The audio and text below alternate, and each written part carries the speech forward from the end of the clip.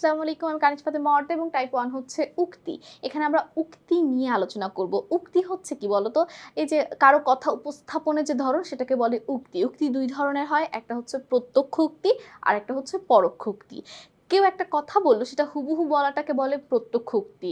ঠিক আছে? যে আমি একটা কথা বললাম সেটা হুবহু আমি যেভাবে বলেছি সেটাই হুবহু বলতে হবে। আর কারো কথা নিজের ভাষায় উপস্থাপন করাকে বলে পরোক্ষ উক্তি। তাহলে চলো আমরা কিছু এমসিকিউ সমাধান করি যেন আমাদের কাছে আরো সহজ হয়ে যায় বিষয়টা। লক্ষ্য করো, উক্তি পরিবর্তনের ক্ষেত্রে বাক্যের অর্থ সংগতি রক্ষার জন্য কোন পদের পরিবর্তন করতে হয়? সবসময় মনে রাখবে সর্বনাম পরিবর্তন করতেই হবে এবং সর্বনামের উপর নির্ভর করে ক্রিয়া। বক্তার কথা উপস্থাপনের ধরনকে কি বলে? উক্তি বলে। উক্তি পরিবর্তনে অর্থের সংগতি রক্ষার জন্য কোন পদ পরিবর্তন করতে হয়?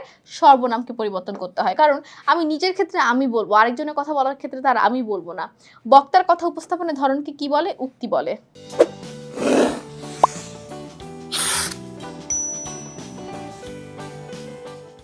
কোনো কথকের বাক্যকর্মকে কি বলা হয়? উক্তি বলা হয়। কোনো কিছু বলাকে কি বলা হয়? উক্তি বলা হয়। প্রত্যক্ষ উক্তি থেকে পরোক্ষ উক্তিতে পরিবর্তনের ক্ষেত্রে কখন ক্রিয়ার কালের কোনো পরিবর্তন হয় না? যখন সেটা চিরন্তন সত্য থাকে।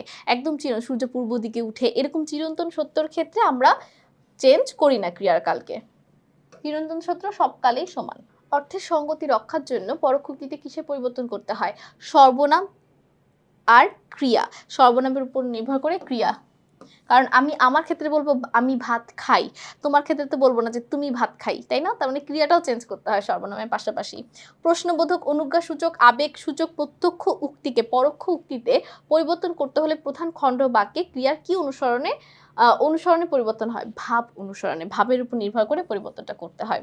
খুবই সহজ, তাই না বলো?